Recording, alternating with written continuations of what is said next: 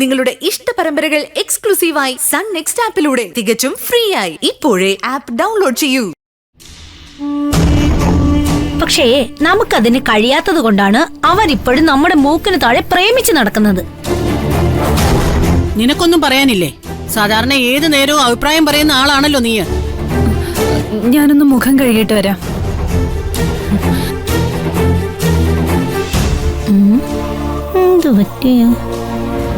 ഇവൾക്ക് ഈയിടെയായിട്ട് എന്തൊക്കെയോ മാറ്റങ്ങളുണ്ട്. അതൊക്കെ ബാനുമ്മയ്ക്ക് വെറുതെ തോന്നുന്നതാ. അല്ല, അവള് വരുന്ന സമയം കണ്ടില്ലേ? ഫോണിലെ സംസാരങ്ങളും ഭയങ്കരമായിട്ട് കൂടിയിട്ടുണ്ട്. ഏത് സമയത്തും അതിൽ ചാറ്റിങ്ങും കളിയും ചിരിയും ഒക്കെയായി. ഇത്രയും വലിയ പ്രശ്നങ്ങളൊക്കെ ഇവിടെ നടക്കുന്നത് കൊണ്ടാ. അല്ലെങ്കിൽ ഞാൻ ഗിരിയോട് പറഞ്ഞ് അവളെ എന്തിനുള്ള പുറപ്പാടിനാണെന്ന് അറിഞ്ഞേനെ. പഠിക്കാനാണെന്നും പറഞ്ഞ് ഇവളെ എങ്ങോട്ടാ പോകുന്നതെന്ന് ഞാൻ മനസ്സിലാക്കിയേനെ. ബാനുമ്മ സ്വപ്നയെ കുറിച്ച് ഇങ്ങനെ ഒന്നും സംസാരിക്കരുത്. അവക്ക് പഠിക്കാൻ കുറച്ച് ബുദ്ധി കുറവാണെന്നേ ഉള്ളൂ. സ്വപ്നയുടെ സ്വഭാവത്തിന് ഒരു കുഴപ്പമില്ല. ബാനുമ്മ അതുപോലെയല്ലേ അവളെ വളർത്തിയത്. തൽക്കാലം സ്വപ്നയെ കുറിച്ച് നമുക്ക് ചിന്തിക്കേണ്ട കാര്യമില്ല.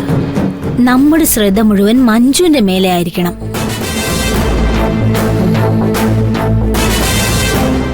എന്ത് കാര്യമായിട്ട് പറ്റിയിട്ടുണ്ടല്ലോ, പോയി ചോദിക്കാം.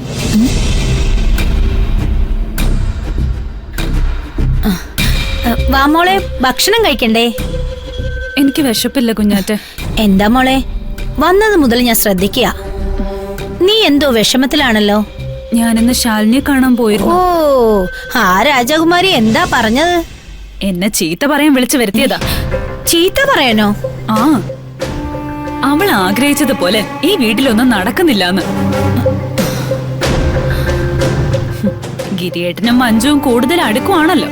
അത് എന്റെയും അമ്മയുടെയും കഴിവുകേടാണെന്ന് അവള് പറയുന്നത്. ഗിരിയും മഞ്ജുവും തമ്മിൽ പരസ്പരം സ്നേഹിക്കുന്നതിന് ഇപ്പൊ മോൾ എന്ത് ചെയ്യാനാ? ഇതൊക്കെ സാമാന്യം ബോധമുള്ളവരോടല്ലേ തർക്കിക്കാൻ പറ്റൂ. അവള് ഗിരിയേട്ടനെ നഷ്ടപ്പെട്ടതിന്റെ ഒരുതരം ഭ്രാന്ത് പിടിച്ച അവസ്ഥയില. എന്താ പറയുന്നേന്ന് പോലും ഒന്ന് കേൾക്കാൻ നിൽക്കാതെ വെറുതെ ചാടിക്കടിക്കാൻ വരുവാ. എനിക്ക് അവള് തന്ന കാശിന്റെയും ഗിഫ്റ്റിന്റെയും ഒക്കെ കണക്ക് വരെ അവള് പറഞ്ഞു. അവളുടെ ആവശ്യങ്ങൾ നടത്താൻ വേണ്ടിയാ ആ കാശും ഗിഫ്റ്റും ഒക്കെ അവള് തന്നതെന്ന് അവള് മറന്നു. എന്തോ സക്കാത്തിന് തന്നതുപോലെ ആയിരുന്നു അവളുടെ സംസാരവും പെരുമാറ്റമൊക്കെ. അവളുടെ ഷോ കണ്ടപ്പോ മുടിക്ക് പിടിച്ച് നിലത്തൊരയ്ക്കാൻ തോന്നിയതാ. നമ്മള് കാശില്ലാതെ ജനിച്ചത് നമ്മുടെ കുറ്റം കൊണ്ടാണോ? അവള് കാശുള്ള വീട്ടില് ജനിച്ചത് അവളുടെ ഗുണം കൊണ്ടല്ലല്ലോ. പിന്നെ എന്തിനാ അവൾക്ക് ഇത്രയും അഹങ്കാരം? അവളുടെ കണ്ണിലെ കാശില്ലാത്തവര് മനുഷ്യരല്ല, കൃമികളെ നോക്കുന്ന പോലെ അവൾ എന്നെ നോക്കിയത്. എനിക്ക് എന്നോട് തന്നെ ഉറപ്പ് തോന്നി. ഇതുകൊണ്ടാ ഞാൻ നമ്മുടെ കയ്യില് കാശ് വേണോന്ന് ആഗ്രഹിക്കുന്നത്. കാശില്ലാത്തവന് ഈ സമൂഹം അംഗീകരിക്കില്ല. എന്തൊക്കെ വൃത്തികേട് ചെയ്തിട്ടുണ്ടെങ്കിലും കയ്യില് കാശുണ്ടെങ്കിൽ അവനെ ആളുകൾ ബഹുമാനിക്കും. ആ കാശ് ലക്ഷ്യം വെച്ചിട്ട് തന്നെയാ ഞാൻ സഞ്ജയിനെ പ്രേമിക്കുന്ന പോലെ അഭിനയിക്കുന്നത്. എങ്ങനെയെങ്കിലും ആ വീട്ടിലെ കടന്നുകൂടിയാ ഞാനും കാശുകാരിയായി. അതുവരെ എന്തായാലും ശാലിനിയെ പോലുള്ളവരുടെ ആട്ടും തുപ്പും സഹിക്കേണ്ടി വരും. മോളെന്തിനാ ഇതൊക്കെ സഹിക്കാൻ നിൽക്കുന്നത്? മോക്ക് പറ്റില്ലെങ്കിൽ മോള് എന്നോട് പറ. അവക്ക് കൊടുക്കാനുള്ള മരുന്ന് ഞാൻ കൊടുത്തോളാം. അതൊന്നും വേണ്ട. അവളെ തല്ലാൻ എനിക്ക് അറിയാഞ്ഞിട്ടൊന്നും അല്ല. ശാലിനിയെ കൊണ്ട് എനിക്ക് ഭാവിയിൽ ഉപകാരങ്ങൾ ഉണ്ടാവാൻ സാധ്യതയുണ്ട്. അതുകൊണ്ട് അവളെ വെറുപ്പിച്ചാ ശരിയാവില്ല. അവളെ കൊണ്ട് കാശല്ലാതെ വേറെ എന്ത് ഉപകാരം മോക്കുള്ളത്? ഭാവിയില് ഞാനും സഞ്ജയും തമ്മിലുള്ള കല്യാണം നടക്കാൻ ഇവളൊരു വിലങ്ങുതടി ആവരുത്. ഗോപാൽജിയുടെ അടുത്ത് ശാലിനിക്ക് നല്ല സ്വാധീനമുണ്ട്. എന്നെ കുറിച്ച് അവിടെ ഒരു സംസാരം നടക്കുമ്പോ എന്നെ സപ്പോർട്ട് ചെയ്യാൻ ആരെങ്കിലും ഒക്കെ അവിടെ ഉണ്ടാവണ്ടേ? അതിന് ശാലിനി മോള് സഹായിക്കുമെന്നുള്ളതിന് എന്താണ് ഉറപ്പ്? ഉറപ്പൊന്നുമില്ല. പക്ഷെ സഞ്ജയുടെ ഭാര്യയായി ആ വീട്ടിലേക്ക് വരുന്ന പെൺകുട്ടി അവളുടെ ചൊൽപ്പടിക്ക് നിൽക്കുന്ന ഒരുത്തി ആവണമെന്ന് ശാലിനി എന്തായാലും ആഗ്രഹിക്കുമല്ലോ. ഞാനങ്ങനെ അവളോട് വിധേയത്വമുള്ള ഒരുത്തിയാണെന്ന് ഞാൻ അവൾക്ക് കാണിച്ചു കൊടുത്തു കഴിഞ്ഞ ആ വീടിന്റെ മീതെയുള്ള അധികാരം നിലനിർത്താൻ അവൾ എന്നെ തിരഞ്ഞെടുക്കും. കല്യാണം കഴിയുന്നത് വരെ ഞാൻ ആ വിധേയത്വം പാലിക്കും.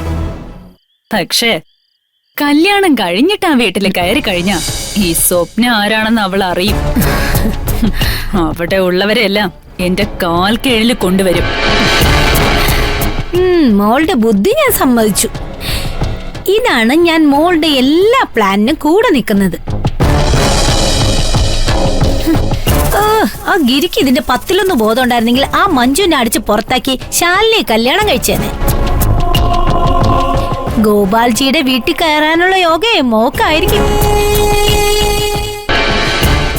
അങ്ങനെ അവിടെ കയറി പറ്റിക്കഴിഞ്ഞാൽ എന്റെ കാര്യം മറക്കല്ലേ മോളെ. എന്റെ കൂടെ നിന്നവരെ ഞാൻ ഒരിക്കലും മറക്കില്ല. കുഞ്ഞാറ്റെ ഞാൻ കാണേണ്ടതുപോലെ കാണും. അല്ല മോളെ, ഇപ്പൊ ശാലിനി ദേഷ്യത്തിലാണെന്നല്ലേ പറഞ്ഞത്? അതെ, അതുകൊണ്ട് അവളെ അനുനയിപ്പിക്കാൻ നാളെ ഞാൻ അവളെ നേരിട്ടൊന്ന് കാണുന്നുണ്ട്. എന്തൊക്കെ പറഞ്ഞാലും ഗിരിയേട്ടനെ സ്വന്തമാക്കണമെങ്കിൽ അവൾക്ക് എന്റെ സഹായം ഇല്ലാതെ പറ്റില്ല. അത് വെച്ചൊരു കാച്ചു കാച്ചി നോക്കാം. ശരി, ഇപ്പം വിഷമങ്ങളെല്ലാം പറഞ്ഞു തീർന്നില്ലേ? ഇനി വന്ന് ഭക്ഷണം കഴിക്കും. വാ.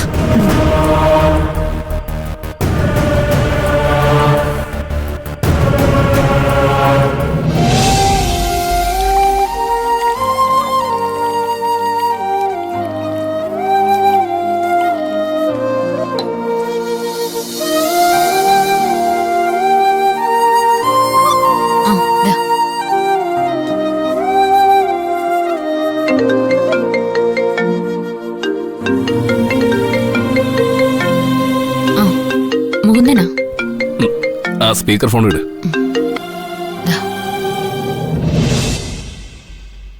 പറയണ. എടാ, നാളെ ഇങ്ങോട്ട് വരില്ലേ? പിന്നല്ലാതെ. പ്ലാനിൽ ഒരു മാറ്റവും ഇല്ല. പക്ഷെ മറ്റന്നാളെ നിങ്ങൾ ഇങ്ങോട്ട് വരണം. സമ്മതിച്ചു. അവസാന നിമിഷേ അമ്മ ഷൂട്ടിങ്ങിലാണെന്നും പറഞ്ഞ് മുങ്ങിക്കളയല്ലേ. ഞാൻ എപ്പോഴാടാ വരാന്ന് പറഞ്ഞിട്ട് മുങ്ങിയേ? അയ്യോ, ഗൗരി അമ്മ അവിടെ ഉണ്ടായിരുന്നോ? ഉണ്ടായിരുന്നു. നാളെ മറ്റന്നാളും ഒക്കെ എനിക്ക് ഷൂട്ടില്ല, അതുകൊണ്ട് ഞാൻ ഫ്രീ ആണ്. ഗൗരിയമ്മയെ കാണണമെന്ന് കുറെ കാലമായിട്ട് അമ്മ പറയുന്നു. അവൾക്ക് എന്നെ കാണണമെന്നുണ്ടെങ്കിൽ ഇങ്ങോട്ടൊന്ന് വന്നാ പോരെ? അതെങ്ങനെയാ? ആ വീട്ടിൽ നിന്ന് പുറത്തേക്ക് ഇറങ്ങാൻ അവൾക്ക് സമയം കിട്ടിയാലല്ലേ.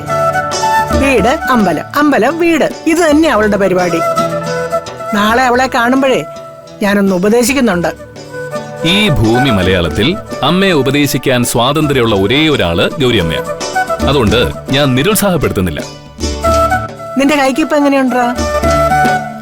മുറിവ് എറിഞ്ഞിട്ടുണ്ട്. ഇപ്പോ വേദന കുറയാൻ വേണ്ടി ബാൻഡേജ് ഇട്ടിരിക്കെ.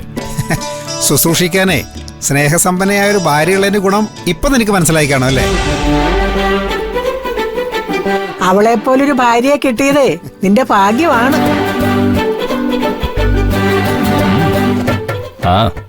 അവളെ ബുദ്ധിമുട്ടിക്കാതെ മര്യാദക്ക് നോക്കിക്കോണം.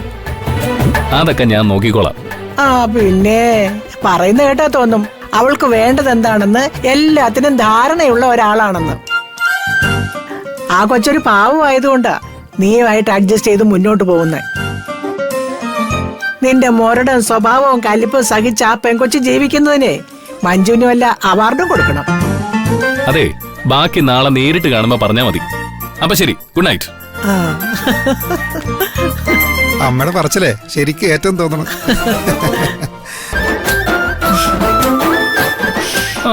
അയ്യടാ, ഇത്ര ചിരിക്കാൻ മാത്രം ഒന്നും ഉണ്ടായില്ലല്ലോ. എന്റെ വില എന്താന്ന് ഗൗരിയമ്മയ്ക്കെങ്കിലും മനസ്സിലായല്ലോ. അത് കേട്ടപ്പോ സന്തോഷം തോന്നി.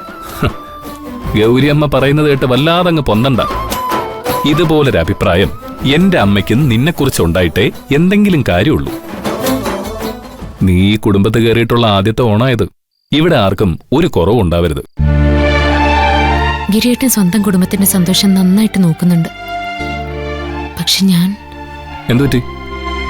ഞാൻ മഹിമയെ പറ്റി ആലോചിച്ചതാ. ഓണമായിട്ട് കുടുംബമോ വീടോ ഒന്നുമില്ലാതെ അവൾ ഒറ്റയ്ക്ക് ഹോസ്റ്റലിലാവും.